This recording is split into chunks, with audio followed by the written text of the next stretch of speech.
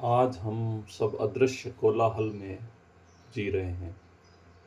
इसे हम information overload कहते हैं, पर वास्तव में यह केवल सूचना नहीं बल्कि दिशाहीन मतों का अंबार है। ये एक ऐसे डिजिटल मेले जैसा है जहाँ हर दुकान वाला आपको अपनी ही दवा बेचने पर आमादा है।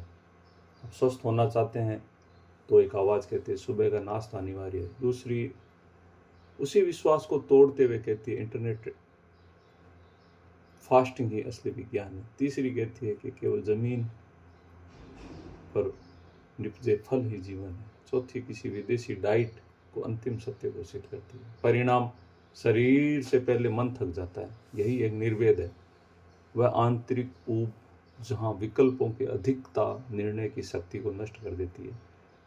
यही स्थिति आध्यात्मिक पथ पर भी है। जब साधक शास्त्रों और गुरुओं के मतभेदों को देखता है, कोई तपस्या का सर्वोच्च कहता है, कोई भक्ति को, कोई योग की जटिल विधियों को बता देता है, तो धीरे धीरे गहरी समझ लेती है कि सब मार्गदर्शक संकेत है, मंजिल नहीं।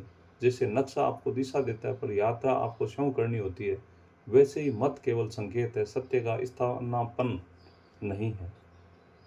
और यहीं से एक मौलिक परिवर्तन शुरू होता है, बाहर के शोर से भीतर की शांति की ओर। आधुनिक जीवन हमें ये भ्रम देता है अधिक जानकारी अधिक स्पष्टता लाएगी, लेकिन सच्चाई इसके विपरीत। अधिक जानकारी अक्सर भ्रम पैदा करती है।